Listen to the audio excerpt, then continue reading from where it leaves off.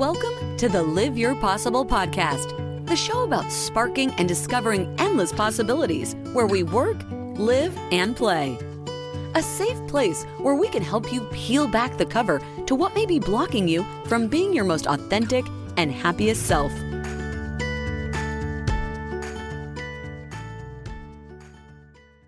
Hi, everyone. I think you're going to find some personal epiphanies today as we speak to Rache Brand. She's an active founder, an operator, and a builder. Her journey is windy, but aren't they all? In 2022, she transitioned into private credit, and this has been the most rewarding part of her journey to date.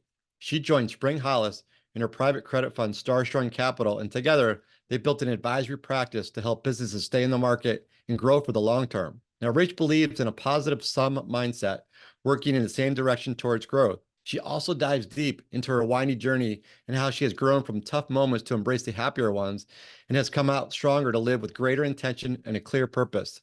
She shares a variety of techniques, practicing generative listening and leveraging micro pivots as a way to go forward to what is showing up. This is allowing Rache to focus on what is most relevant to achieving aspirational dreams and goals. Rache even offers up her availability and some tools to help guide founders to influence raising revenue in place of capital on the path to achieving sustainable success. Enjoy the show. Welcome, Rache Brand, to the Live Your Possible podcast. How are you doing today? I'm great. Thanks so much, Darren, for having me. Hey, it's great to see you again. And I was at your SIP session a couple of months ago. You did a fabulous job. Thank you. It was so much fun, and I really enjoyed having you there. It was great. That was really cool. We covered so much ground, and I have a feeling we're going to do that today as well. So let's just jump right in. Let's do it. Hey, tell me, what are you passionate about these days? Where are you really focused with your energy? Interestingly enough, it started when I did a SIP session in December with Generative Listening with Brent. But I really am actively listening to myself for the first time. And it's something that I'm doing on the business side, but also it's really leveraging my person and all the things I have going on my own life that seem to be connected to the work that I'm doing. What kind of conversations and how does that work? It's kind of interesting that you asked that, because I know you know a little bit about generative listening.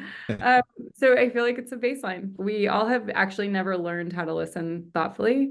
And this idea of generating a conversation and really without having a direction, without having a preconceived notion of what the end result is going to actually be. So I did that with myself, and I realized that my ability to actually lead and be the best person I could be was not being fulfilled.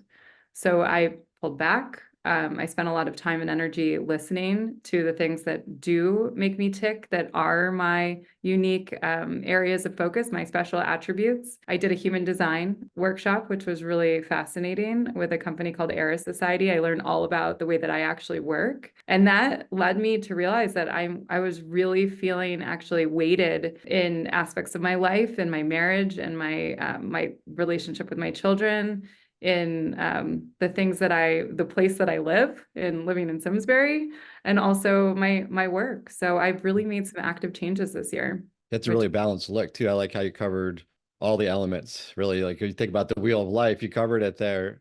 How did you create the space to actually listen? I think we're so busy. Like, how did you create the space? I don't sleep anymore. That's what I realized. I'm tired all the time. So other things have gone out of the window as a result of it. But I think in order to really make catalytic change and to get from one place to the next, you actually have to dig in. You can't just live in the landscape of gray. And so for me, it was actually uncovering and looking at every single aspect of my life and starting from that point and moving forward. So that's where I am now. I'm in the execution side of it, and I keep micro pivoting as I go, because there's lots of changes that need to come, but it's making a decision to be extremely active in the process. That's good. I mean, are you building pauses like throughout your day? Do you have a routine to make sure you really reflect on what's showing up or what you're hearing, to just really helping you shape kind of what you do next? That's like such a good idea. I should really do that. No, I would say it's a little bit less prescribed. One of the things I did learn about myself is that I'm not great at routine. And the second I start having a routine, it actually takes me down in a different way. So I'm trying to honor that and go with the flow in terms of what my kids need in different days. Every day of the week is a different day.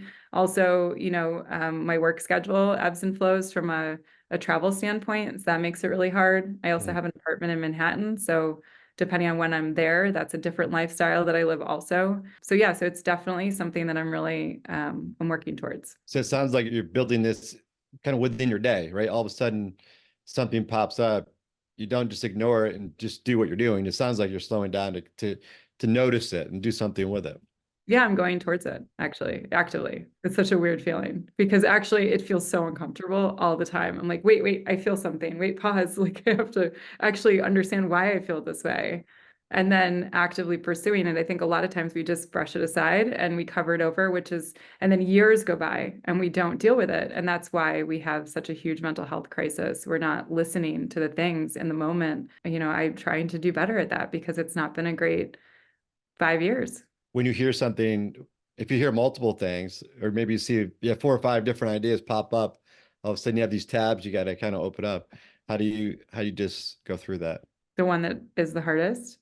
I start there. I work my way down. I figured that one, if I can get through it, then the other ones will be easier. I love that. I used to work with different teams that would actually always work on the easy pile. Then the hard stuff would never happen. And then, those are the biggest issues that would follow. Is that kind of the same way you're thinking about it? Exactly. Like I can easily distract myself and send 100 emails just because they're in my inbox. But, I think some of this came from my partner, Spring, like the permission to say, actually, that's not necessary at this moment. And it's not going to be something that is generative in a way that makes sense for our business. So let's pause on that. And that's like a nice to have, not a necessary. So focus on the necessary things you need to do first that are going to actually move the needle. Yeah, I love that reference to generative too. You picked one of the hard ones and you mentioned the last 5 years have been tough. Are there certain areas that you've had to get through and you've learned from and you've come out stronger? Working on stronger. Certainly know that I have no limitations to what's possible. I can just the glass ceiling keeps breaking through. But That's awesome. Yeah, so quick reference, in 2019, my family and I moved from Guatemala, which was an extremely easy, beautiful lifestyle that we had intentionally chosen to be in with our children. We had moved there. We actually went on a vacation and never in 2014 and never went back home to New York. And it made a lot of sense for us at the time. I had my son there. My daughter was 1 when we moved there. And that we lived in the 1%. It was an incredible life. We had all the support that we needed. We had an amazing home. We had great friends. We had everything. But we just knew that it wasn't a forever moment. And I wasn't growing at the rate that I had expected to or hoped to in my life. I wasn't being challenged in the same ways. I had an opportunity with my job 2 years prior. I was working out of San Francisco and I was commuting quite a bit. I also had a job that I had taken on in Las Vegas. And so I was never home and it felt like I was traveling a lot. So we moved on December 15th of 2019 to San Francisco to change our life, to put our kids in private school, in an inner city private school, nonetheless, Montessori in a bilingual neighborhood. We live downtown, and we had a partnership with a venture capital fund. And that was December 15th of 2019. We all know what happens in January of 2020. And our container hadn't arrived before the world started shutting down in San Francisco. And that became kind of the hardest year of my life, of bouncing around multiple places. We'd actually prepaid for everything in San Francisco for a year. And it was hard to lose all that. But our focus was on really getting ourselves back to a place where we felt centered. And that was Connecticut. We found Connecticut on a Google search and we rebuilt our life. I left my partnership. I changed careers. I tried to make a community for myself here. And I feel now 4 years in that we have a really decent, interesting approach to life. And it's very different than what I had in Guatemala. Yeah, it sounds very different, especially when you think about Guatemala and then Connecticut. So, welcome here. I'm also in the great state of Connecticut. And like I said, we've seen each other at these SIP session events with Brent and others. And I'd love to hear about how this is translating into the work you're doing. I know you have a passion for food. You have a passion for helping people to start up businesses and be very successful. And I know you have strong interest in women and investing and investments, and I'd love to hear wherever you'd like to go. That'd be great. Okay, so I'm not going to give my full story, but nodes that are important. I've been in the food industry since I was basically born. I always had a question or interest in it. I worked as the drive-through girl at McDonald's when I was 14. I worked all through high school and college, working for various food companies like Compass Group, et cetera. I ended up taking over my family business and making that into a food and sustainability platform in 2000. And I grew that until 2012 and exited from there. I had 3 spinoff companies. I would not say it was a big exit, but it actually stimulated and helped me to understand some of the things that I need to do to help other companies and founders do things differently than I did. I went and worked in and did a research project with Cornell in the Food and Brand Lab on a very large research project with City Harvest in Manhattan with bodegas. And I also worked alongside of the K through 12 platform. We did all of New York City's public schools. So it was 1,200 schools, pretty impressive. Wow. Research project. And it was all with plate waste, which if you can imagine, that was just really interesting to learn. And what it led me to ultimately was Chobani, which was super pivotal. I was in this opportunity around operations, but also watching things that people weren't understanding about a new and disruptive product like Greek yogurt, and really making changes as a result of psychometrics and preferences.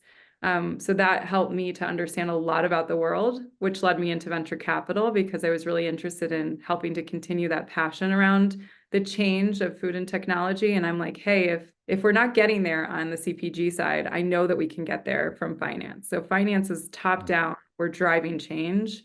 What I found in venture capital, and part of my big change over the last 5 years, was leaving an industry that I had so much hope for and realized just was never going to get the job done. And so I landed in private credit, thinking that the better approach was actually writing loans and helping these to be more sustainable companies to keep the change in market longer and not lose these great ideas.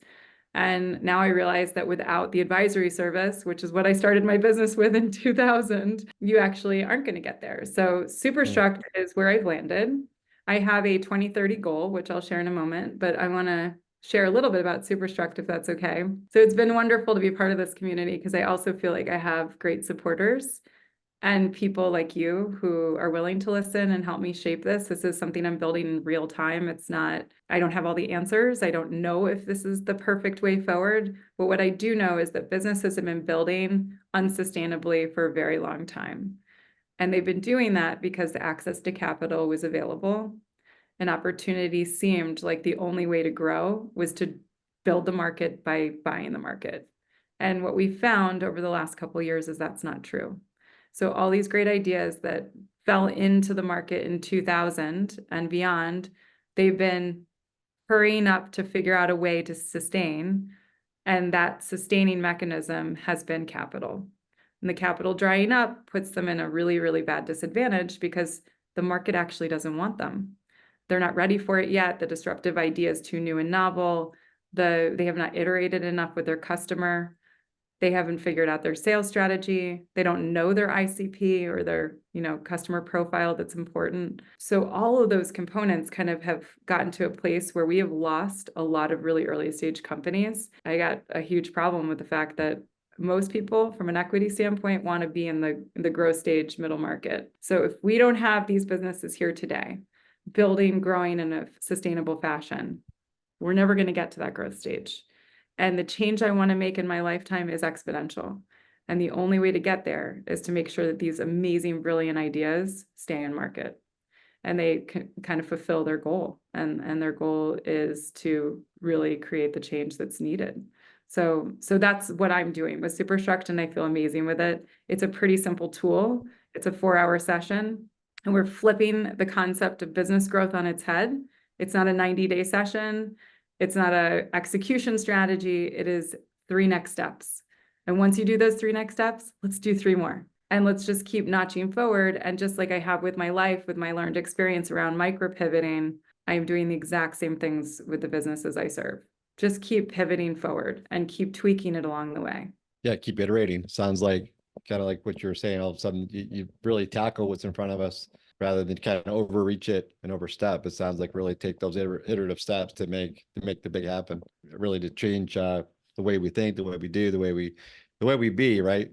The way we actually want to be present to what's happening within the work and what we're doing and the impacts we want to make. And leave nothing on the table. Love it. And you said you have some huge aspirations. I don't think I heard that. What does that look like? Maybe that's the 2030 goal. Maybe that's something bigger to the companies that you're working with. Yeah, so I really believe in the intersection between food, healthcare, and lifestyle, and that we're making ourselves sick. Model is that we have commodities that have helped us to build business. Commodities like oils, sugar, wheat, soy, have created things like the Krispy Kreme donut and other wonderful dopamine driving products, which have then made us happy for a moment and ultimately sad later. We've created type 2 diabetes, both of those creating monetization events for companies that are paying taxes, which is great. But those companies ultimately then stimulate new solutions like big pharma, which can't pay all their bills because it's impossible to support the entire healthcare crisis that we have around type 2 diabetes. And so guess who picks up the tab on the other side? The government. So we have an unsustainable system. We know this. And the project that I want to build is called the Whole Human Project, where we actually think about it differently. We spin up different businesses to support it. This is a new type of capital that doesn't exist today. It would be a hybrid. I'll call it dequity for the moment, but I'm not actually sure what it looks like. And it would be leveraging the concept of debt or loans with a hybrid solution that enables them, when they're struggling, to actually have a little extra time. So it is similar to like a convertible note, or potentially like a small family office that's doing a project finance opportunity. But it's a little bit bigger than that, in the sense that you're a part of the fund, you're part of the network. And what we're building with Superstruct, the idea is that it's actually advising on that. So I have to make this successful. I have to make Starstrong Capital and our $500 million Fund 2 raise successful in order to prove that I can raise the capital. I have to ensure that I have the ability to deploy it into healthy companies. And the only way we get there is by having amazing advisory customers that have run through the program and we know are healthy, that come back to Starstrong Capital. And they can be across all disciplines of life. The goal is actually for us to build a really diversified set of healthy companies. And that proves the model that this works. And then as we start to segment it out into different groups, different industries, we can test it in those theories. So right now, today, it's like really more about that broad stroke generalist approach and being able to ensure that we can actually do this. So what type of companies are you working with to come back to the Whole Human Project? On the Whole Human Project, it would be related to everything from new agricultural and new farming techniques to new CPG, new grocery chains, platforms around food. On the healthcare side, it's more food as medicine approaches with a more of an emergency style platform. So really, you don't need a lot of the things that we have today if we actually are supplementing correctly and have the emergency services on the other side when it doesn't work. And then on the lifestyle, it's actually approaching work-life balance better. It's ensuring that we understand our bodies, that we understand our human design, that we know the approach that we're taking needs to be done in a way that's specific to us. And we're all snowflakes. So there is a different version of us out there that no other person connects to. We might connect on lots of different points, but you have to be building your life according to you and what your unique needs are. We truly are all unique. And I love your point about, the whole generative thinking too, right? We have to be listening and connecting to how you started the show with really connecting to who we really are. So thanks to you and Brent, I'm actually I'm getting someplace with my generative listening. Well, I think it's fascinating. You're bringing this into the work you're doing. And, and what's funny is we're leveraging, the 3-step model and what you're deploying back out, what we learned about that SIP session. So it's, it's a great partnership, right? It's a give and take, and we're helping each other succeed, which is fascinating. It's amazing. Yeah, it's really cool. And when you say healthy businesses too, as it relates to this, what does that look like? And I'm kind of going in my thinking related to your SIP session. So I don't know if that's one and the same.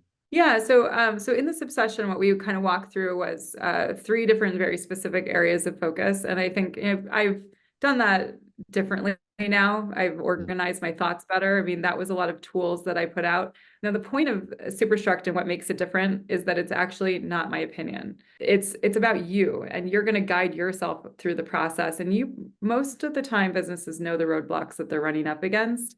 And it's actually someone to really challenge them on why they're not completing that hard task that they know that they need to do and what the roadblock is for them to do it. So the three different areas I lean into, the first is around who you are and what you actually have as a product that's unique in this world, and what's the message that you're really sharing. So that's kind of step one. That's your why. That's why you get up in the morning. That's the resources that you have, the practical matters of your business. The second area of focus is really on understanding that trifecta of opportunity that you've been building. And most of us forget about the fact that we really need partners in this to be successful. This is active, passive, and referral. That's the way we think of that. And that's a 3-point system to your success. And if you really imagine yourself kind of in the middle of that, you have different tools and processes, approaches, conversations that are going on all around you. And it's about embracing it and actually strategically seeking the right partners in each of those categories.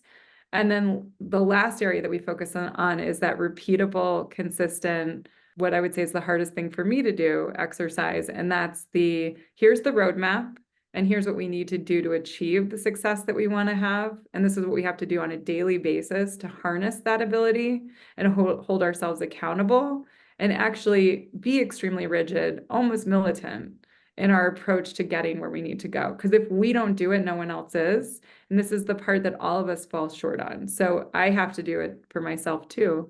And I have to get up every day, even if it's on a completely different schedule than I expected it to be, I still have to do the work, right?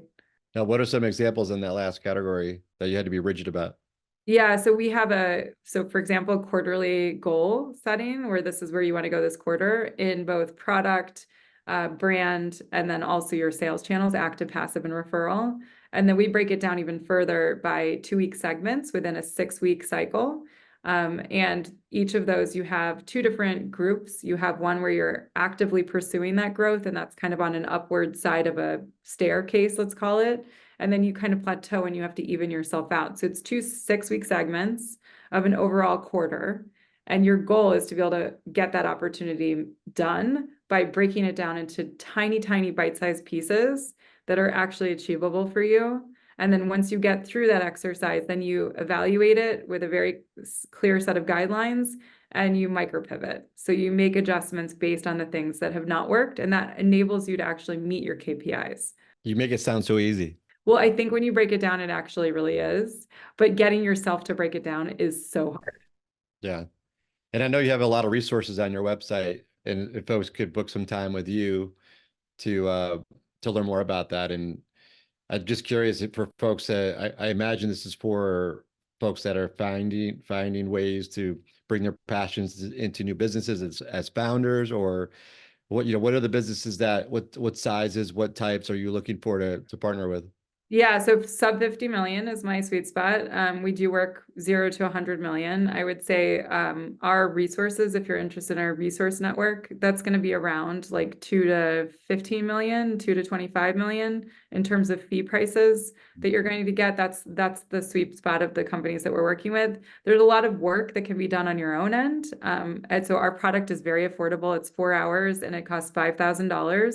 Or you can do it all for free. There's tons of materials on our website, superstructadvisors.com. We also have a webinar every week for free. So it's all on our event portion of our website, and recommended books. We have interviews with all of our past history interviewees, like Brent, for example. He had a generative listening conversation with me, and that's posted. So you can really learn a lot of this stuff on your own if you want to take the time. Or I can run you through a 4-hour session. And I have a wonderful team that does this alongside of me, each in a different subject area of expertise. So depending on who you are and the things that your business does, the only thing that you need to have is a desire to do it differently, a desire to actually see the challenges and actually go towards them as opposed to away, to be willing to listen and to be generative in your listening with me.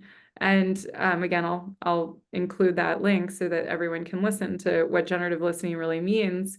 And then the other component that's really important is that most companies, this works great when they're at an inflection point where they need to rally around the table together as a team and all flow into the same idea. As a solopreneur, I would say it's very easy for me to run through this exercise with you, but it's actually a lot harder because the feedback loop is only you. and I'm going to lead you to water, but I'm not going to actually tell you what to do. Because the reality is that's on you to figure out based on your unique business. I'm not going to learn your whole business in 4 hours. There's no way. I'm going to help you learn how to deal with your company in a different way than you had before, and ideally build in a sustainable manner. Yeah. I've seen some of the output from the work you've done with Brent and pictures of all the activity. I could just imagine you in 4 hours with someone going through all the questions and the challenges and the thinking and the models. And I really applaud you because it's not only intense, it's so amazing and powerful what happens, right? As you go through your model and your way of inquiry and then working together to come up with what you can come up with. It truly is fascinating. And I know it's helping Brent as he moves forward in his career and his take on Be Generative, right? The company that he's starting up and you're helping him with. I think it's fascinating to see what happens. Yeah, me too. And he's like the perfect case study because he like not only really listens, but he iterates and he does the things that are important to do while not only in that session, but immediately following the session, he was thinking through it and iterating on it in the most imperative time to do the work. And he was making change. So it all kind of aligned in a really beautiful way. And I truly applaud him. And I love that you two are working together on this because I think it's going to just be like the most beautiful, brilliant product of all time. It's absolutely, yeah, I appreciate that. I think it's time, right? This time where we step in and we do more by the way we be versus what all the doing we do every day. And that's kind of one of the themes as we roll this out. So again, thank you for all your help on that. As we think about for the listener too, this is something I really hope people lean into, and not only the listening side yet, taking you up on what you're doing. And I've heard a lot of people have a lot of passions, side projects, side hustles. What's your take on getting those to become, big companies or to be full-time jobs, no longer side hustles? I imagine you've had these conversations with different people that I got this paying job, but this is something I'm really trying to, go towards, as you would say. Yeah, I think there's an opportunity to actually pull the right levers.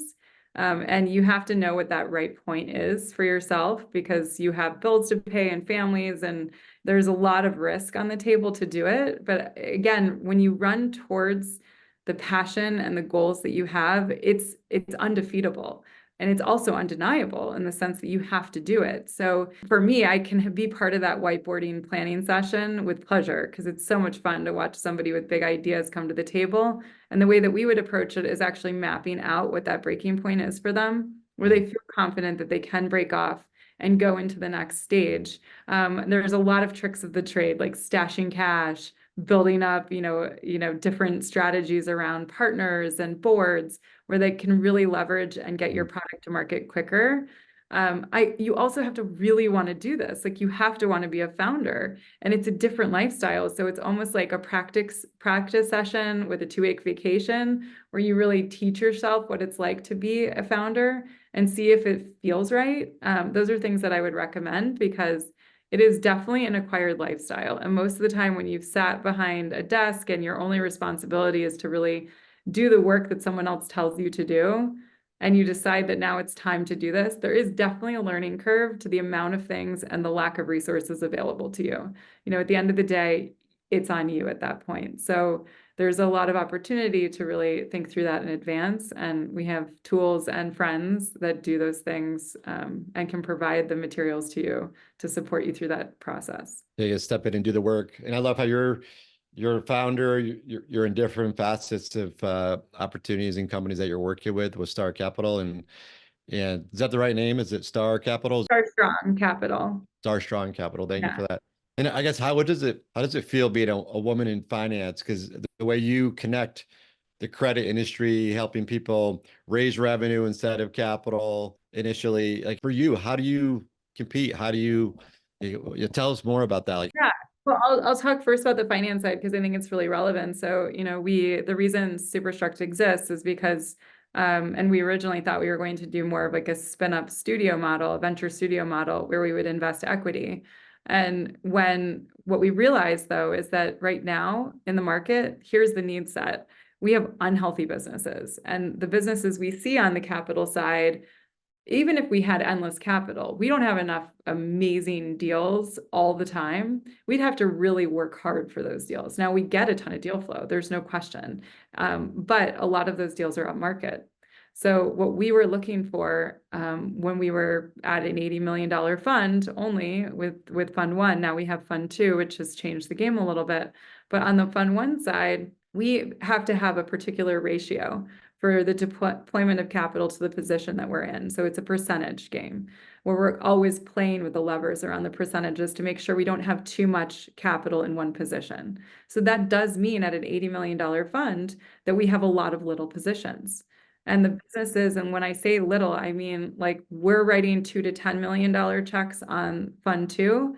There we would be writing checks 500,000 to 2 million. They're different businesses. The EBITDA structure is different. The quality of the businesses is different, and what we find as their challenges are different. The most important thing is just to never get over leveraged, right? So on the healthy business side, we know now that there are a lot of things that we can do as a result of what we've seen in the market on the Superstruct side to actually help these businesses. And that's really important. So start healthy.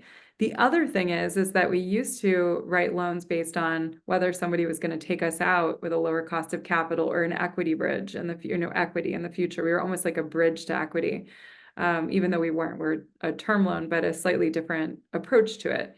We can't do that now because equity isn't as interested as they were in the past. So we can't guarantee that we're going to get the capital taken off of our books, or we're not going to get that position taken off our books. So when we really started to think formulaically about like what the market needs, we need to help these businesses who are in our pipeline who can't receive a loan right now because they can't service it successfully. We need to run them through a different approach. And in theory, that company gets to be healthy enough that they own their own power, that they don't need to be diluted further with equity. And then years from now, they can come back to us and get a loan. So that was one problem solved. One of the other things that's a really incredible learning that we did during our strategy review last year is that 75% of our book is female and 50% of our book is currently not white. And that's a really important distinction for us. There's, of course, overlap there. But I think the fact that people find us, it's because the market actually needs us. We have a different approach to how we do things. Also, the companies in our purview, especially the female-founded companies, they think differently about capital and building a company. They're much more strategic. They're very thoughtful in their approach. They, have a ton of EBITDA, on an annual basis, but then they're just also sitting on a bunch of cash. That model actually doesn't work great in the venture capital community because their theory is you just need to keep deploying capital into the market and that's how money gets made. So if you're sitting on $2 million in your bank account and it's not earning anything, that actually works against you. The feedback we consistently get on the capital side is that we are willing to listen, and that's kind of our differentiator. I do feel that we are really interested and curious generally in businesses, but our investment strategy has been to make sure, A, that there's mutuality and that we're willing to work collaboratively to get to the other side, but B, that also the things that you say that you're going to do from a milestone perspective, you are really going to do. And we're going to work alongside of you to make sure that you do those things. And that's important to the success of both your business growth, but also us paying the loan off. So I have this very different opinion about women in finance and women founders, which I know I kind of shared at the beginning that I wanted to get out. And that's that there is a deficit on the amount of capital that's deployed to women on the venture capital and private equity side. I think the number is 2.8%. 65% of all businesses are female businesses. It's a huge percentage of our economy. It's 45% of our economy. I think those statistics are accurate. So if you really break it down, women are building businesses. We know that they are, but they're doing it differently. And when a venture capitalist serves a term sheet to a woman founder or female founder, there's a different approach that person wants to take. That woman actually wants to build her business differently. She wants to create something different than what a male counterpart might want to do. And they also are much more transparent and real about how they're going to get there. So it's a different approach. And that definitely, I think, has something to do with why there's only 2.8% of capital in the market geared towards female. Wow. I applaud you for what you're doing. And really, like you said, the market needs you. So do all of us when you think about the diversity of the ideas and the thinking and getting the money put back to work, the leveraging, raising revenue to continue to apply it and put it to work. In theory, that's my goal. I Do it every day, right? The theories keep evolving, but I would say that right now it is working. think you're doing amazing work. I mean, you're not giving yourself enough credit, yet I understand you want to keep generating, you want to keep evolving, you want to keep it going. You have these aspirational goals that are huge. And I think I saw something on LinkedIn. You have it even on your headline. It says creating 1,000 healthy businesses by unlocking roadblocks to growth and raising revenue. Right. So that's pretty cool. And you said you believe there's a better way. So let's invest in it. Let's go. Let's invest in the future. That's right. I think that there's an opportunity here we're sitting on. It's time to go. It's go time. And I love how you're surrounding yourself with what you're telling the world, what you're doing. You're actually following it through. So everything you're talking about, you're not just telling the audience to go do this. You're living it, practicing this. You're getting better at it, and you work at a pace that's different because you know this and it's working and you've seen it work well. And I'm a part of that as well. I see how it can happen. So for the listeners to slow down and really, take in this information, one thing I would suggest is listen to some of the pauses that, it really stop you in your tracks today or tomorrow, and start to allow or discover some of the things that, Rach is talking about. Because I think right from the top of the show, you've mentioned how powerful that is. Yeah, one of the tools I have available on my website is called micro pivots. And it's something that we learned probably in the 3rd grade, all of us together collectively. It's called stop, start, and continue. Does everyone remember that? There's a few of them. There's like red light, green light, yellow light. So this idea where you're actually every day, at the end of the day, you take 5 minutes and you literally write down on a piece of paper, what are the things I need to stop doing that are providing me with negative feedback loop? What are the things that are not serving me? What are the things that I should keep going on that are actually working really well? And then the other are, what are the things I've really wanted to start working on that I haven't quite yet done? And it's really putting yourself like intentionally with 5 minutes on paper to outline those things. And it can be around your kids, it can be around your community, it could be around the things in your household. Whatever it is, that is something that I believe everyone can do to actually start looking critically at their lives and having the most intentional life that they want to live. Yeah, we're holding that space to allow for what we really want, right? I think we're stopping the things that are holding us back or clouding our day. We're creating that space that allows us to discover or connect or align to our biggest purpose or our biggest desires, or everything you're talking about, right? You have these aspirational goals. You keep aligning to these aspirational goals, and it's these pivots, these stops and starts and continues. And I love that because it's like these are things we can all do. Yeah, if I have like a time for just a quick story. Yeah, please. Okay. So I have this interesting thing that I've always felt, which is like I'm that person in Robert Frost where you're at a crossroads and you just go down a path. Like I'm classically that person. 2 roads merged and Yes. I chose the other one. And I endlessly have just gone that direction. I've just flowed through life. And I have a wonderful high school friend who I met through my high school network called Lane. And she's had the opposite. She's been critically intentional about every choice she's made in life, from where she went to high school to where she went to college, where she lives currently, where she works, who she's marrying, the entire package. I am not sure which is the better path. I have no idea. And we've actually talked about like aspects of that. But I think it's a really interesting component to think through when you are a parent, because I don't know the right advice to give to my children. So the advice I give to them is this micro pivot. Stop, start, and continue the things that are not serving you, that are serving you, that you want to do. And then that should, in theory, shift you. And I think it does shift you because those are the things that I've done in my life to get where I wanted to go. But I did not start in 8th grade saying, this is the high school that I want to go to, and this is the life I want to have, and this is what I'm going to do when I grow up. And as a result, I've had this really robust, very interesting life. I've lived in tons of countries. I've lived all over the country, and I've had an opportunity to be married to 2 guys and have great kids, and I have had lots of animals and wonderful life experiences, and I feel like a robust person. But the intentionality behind what I was doing and how I got here has not really been there until today. Mm. And that's interesting too, but I feel ready to make the choice today on what I want to build with the last chapter, let's say.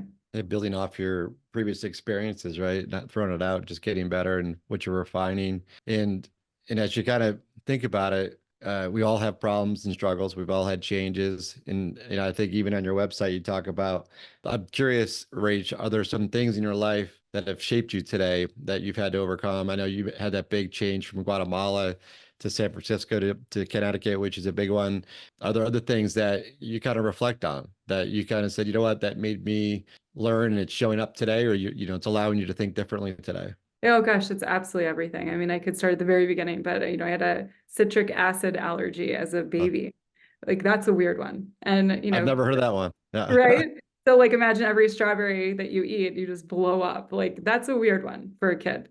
So that shaped me. My dad had a really terrible form of leukemia when I was 13 and 14. And as a result, he had a stem cell transplant and is still surviving, which is wonderful. He's had a lot of challenges as a result, but it also really shaped my life from a health perspective. He also married his nurse and who's been my stepmother and in my life for nearly 30 years. And I have a beautiful step family of 4 stepbrothers and sisters. They're all married with 2 kids apiece. And then my mom's remarried also to another family. So I have 8 brothers and, total, we're 8. And that's a huge number to have in your life Yeah. as siblings. So that's been a big shift. I think being a parent is probably the biggest one. I'm not sure I was supposed to be a parent or thought that I was supposed to be a parent until I had children. And now it's rooted in my soul. And everything that I do is for generational growth and change as a result of my children. So I really believe that, if we do not give back to this future of these children, we don't have one. So that perspective has guided me in a big way. And interestingly, now as I start to rebuild my love relationships, that's played a really key role actually in the type of relationships I'm choosing next, both in friendship and relationships, because I found that a lot of people actually want to go out in style in this life, and they're not interested actually in the next generation of change. So it has flowed through every part of my soul, from the car that I drive to the house I live in to the clothes that I wear. Everything that I do is with full intentionality about the future. And that's a big shift. Nice. It is a big shift. Can you do a little exercise? Stop, start, continue. Like, is there an example that you've gone through recently that aligns back to that? Because it seems to me that you're true north. It is. So thank you for that. So stopping, I would say, well, a big one is, let's say, alcohol or any toxin of any kind. Actually, my son has a unique new food allergy set that we weren't aware of, and he was having these crazy meltdowns. And so I'll give you 2 different versions of this, one for me and one for him. So both of us play into this scheme, because I am also a really highly reactive person. So when he starts melting down, I melt down with him, which not in the exact same sense, but I start to like panic on the inside. And all of my nerve endings were kind of crushing. And I'm sure a lot of parents out there with kids who lived through COVID, you know what I'm talking about. You've been dealing with similar situations. So on my side, the things that I needed to do to control it are to stop drinking, because that aids in the expansion of stress. I needed to start sleeping more, because actually I can manage and deal with my life better when I sleep and I exercise. And drink more water. And then things that I need to continue is actually really listening. Like I really need to listen to what he's saying and to not be the status quo of just continuing to let him do it. And so what we did is we started him on a testing cycle. We went to a psychologist. We also did something through the school, but then we started digging into it. And we learned that heavy metals from COVID shots, he's actually has leaky gut syndrome from meat, white potatoes, gluten, and weird things like yellow dye, which are causing him to have these crazy, and literally his diet has been meat and potatoes. Like he's a total meat and potatoes kid, and we're vegans. So it's been a funny relationship to begin with. But now we know that, and it's all organic meat, doesn't matter. The kid has leaky gut syndrome. So on his side, we started giving him activities that were really healthy, like biking every day after school, playing games, critical thinking. He's a super smart kid. We've enrolled him in activities that he would really enjoy. We've also started taking him to therapy and going through these 3 different channels of testing. So we've done the blood work, the diet work, and the heavy metal work, and the spit test for DNA testing. So that was kind of interesting. And then what we've continued to do with him is just hug him and hold him and love him every time he has a meltdown. So, and what we've stopped doing is really the reactionary stuff. And we've really tried to just actually say, like, what's going on with him, he can't control. And it's not about yelling at him and telling him no. We actually need to do things differently because that's not going to affect him in a positive way. Yeah, that's good. Those are good examples. Thanks for sharing that. It's so incredible on how, the impacts that we could have, right, based on our responses, and how we handle our day-to-day interactions with family or people we work with. It's like we almost assume certain things happen for the wrong reasons, right? These are things that are out of his control. So I appreciate you sharing that. We could apply that in so many ways. So many ways. I think it's actually like when you go back to the business, and we talked about this before, it's like Yeah. we can keep trying to do the same things that everyone else tells us to do. The reality is our business is unique. We're our own snowflakes too. We have our own DNA, our own human design as a company. And we really need to lean into that uniqueness. Otherwise, we're not differentiated from the market. And the other approach is that other people would do it if it were easy. We know that. So we actually have to guide ourselves through these unique core values that are different to us. And the only way to do it is to lean into the things that are working or not working and figure out the next plan forward, micro pivoting. I don't ever recommend someone totally pivots. I think you need to do it on a micro level, test it, ensure it, know that it works. I like that. It's just like same with how we change habits, right? Habits are going to exist until we find better habits or better, these pivots that you're talking about, right? We have to learn, and we get some good feedback, we get some good results. Well, we'll just do it again. I want to do it again, right? Which I think is really important. Rach, changing gears a little bit, I'm just curious about, what brings you joy, and what's your take on happiness? Yeah, it's such a hard one for me. It's such a loaded question. So you can't really be happy, you know this, Darren, without being critically and crucially sad.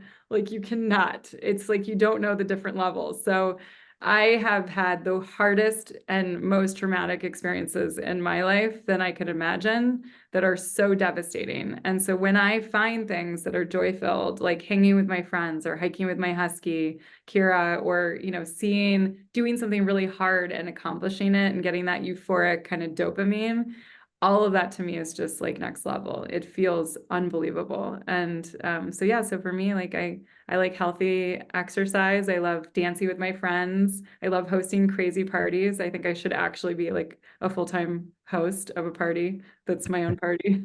I have a great group home that I live in New York with a bunch of friends that I've known for a while, for like 15 years. And we all are roommates, and it's been pretty epic. So we host like pretty crazy parties. And our goal is actually that we have never met the person that we need to meet in order to realize all the potential that we have.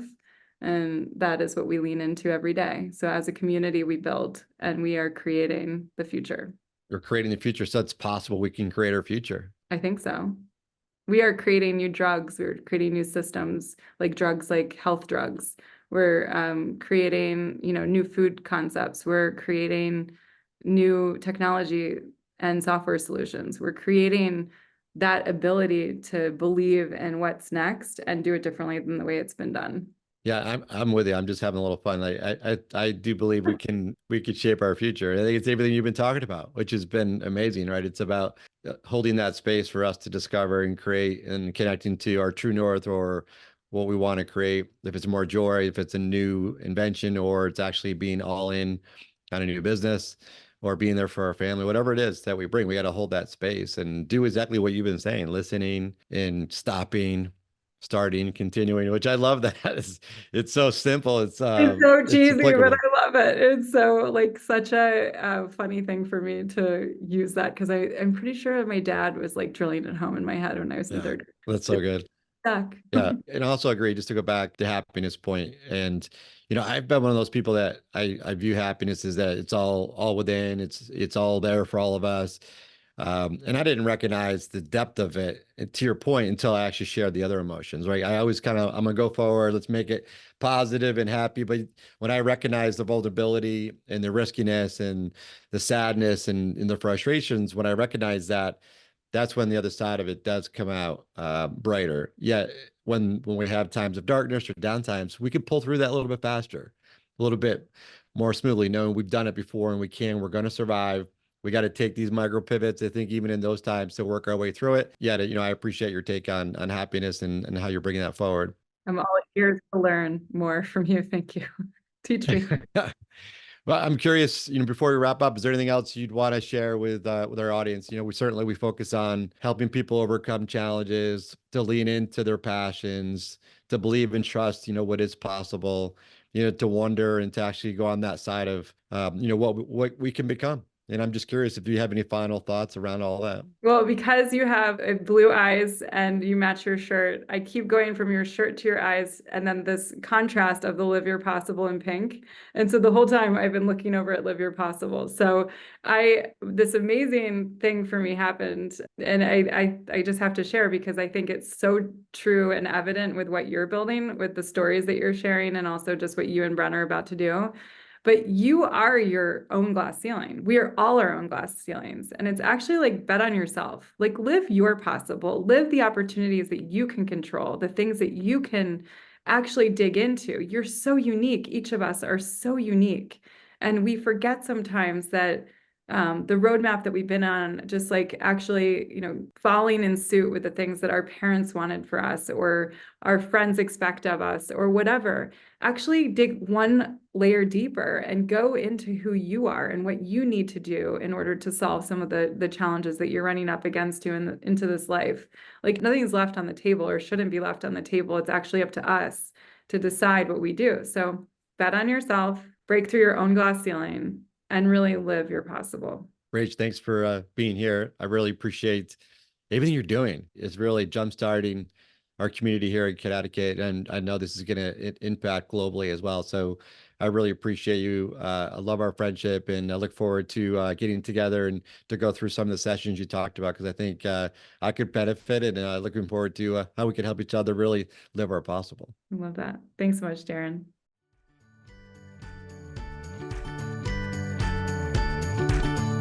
That's all for today's episode. If you liked the show, please don't forget to like, share, and subscribe so you don't miss the next one. Live Your Possible dares to unlock your fullest potential and become an avenue for others to do the same. Join the community by visiting ignitehappy.com. It's time to discover endless possibilities with equal opportunity for all. See you again next week for more insights on how you can live your possible.